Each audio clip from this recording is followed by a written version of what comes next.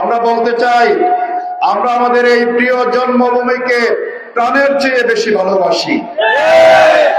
আমরা চাই না আমাদের এই জন্মভূমিকে কোন আধিপত্যবাদী শক্তি তাদের গোলামের জিঞ্জিরে আবদ্ধ করুক।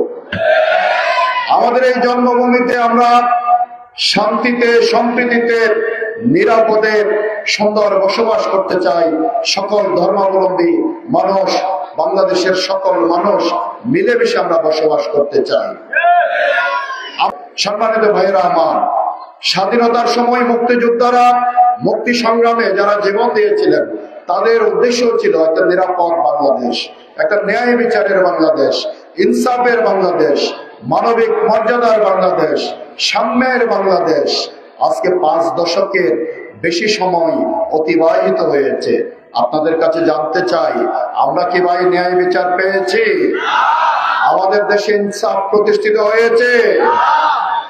মনে রাখবেন, একটা দেশে যদি ইনসাফ না থাকে, ন্যায় বিচার না থাকে, আইনের শাসন না থাকে, তাহলে সেখানে আপনার জীবন, আপনার সম্পদ, আপনার জমি, আপনার চিংড়িগের, আপনার প্রজেক্ট, আপনার সন্তান সন্ততি, কোনো কিছুর নিরাপত্তা থাকে না।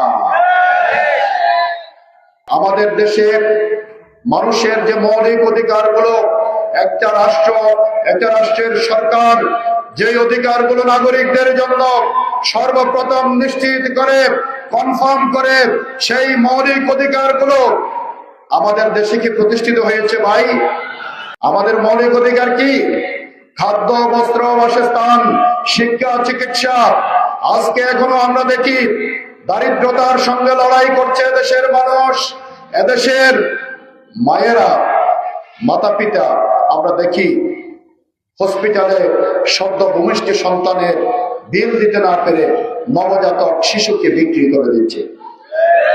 আমরা যখন দেখি আপনার খাগড়াছড়িতেই মা তার সন্তানকে বিক্রির জন্য বাজারে তোলে, বলে আমি আমার সন্তানকে খাওয়াতে পারছি না, এই সন্তানকে বিক্রি করে এই সন্তানও ভালো থাকবে, আর বাকি যারা আছে তাদেরকে আমি কয়দিন ভালো খাওয়াতে পারবো।